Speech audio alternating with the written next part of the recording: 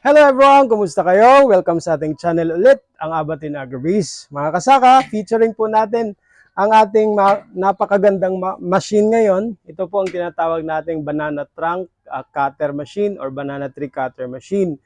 So, napakaganda po nitong kasama natin sa mga pag-aalaga ng ating mga baboy or sa ating mga alagang hayop. So, napaka-efficient po nito mga kasaka. Ang lakas po ng motor nito, pero matipid po sa kuryente. Gamit po natin 3 horsepower, pure copper wire. 100% po copper wire ang motor natin. Hindi po tayo gumagamit ng aluminum kasi hindi po nagtatagal yon. So, copper wire lamang po. So, ito po mga kasaka. So, dito po ang inlet. So, as long na pumasok dito sa bunganga ang puno ng saging, or pwede din po itong magamit natin sa mga grass. Kung halimbawa may mga grass kayo or sa corn stalk, yung puno ng mais.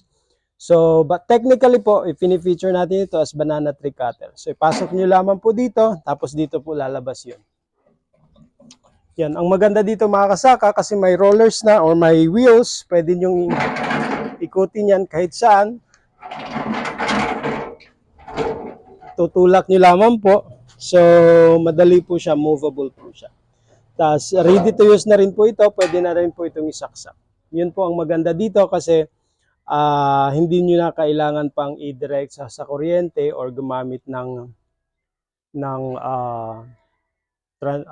gumamit kayo ng ng ano man tawag doon? No, hindi transformer. No, breaker. Hindi nyo na kailangan ng breaker. Saksak nyo lamang ito sa switch sa outlet. Diretso na yan, gagana, ready to use. Tapos, kung gusto ninyong palitan ito, halimbawa walang kuryente sa farm, gusto ninyong lagyan ng gasoline engine, pwede din po ito. Tanggalin nyo lamang po ito, tapos dito ilagay ang gasoline engine. So, yan. Movable po ito, portable, pwede din madala kahit saan.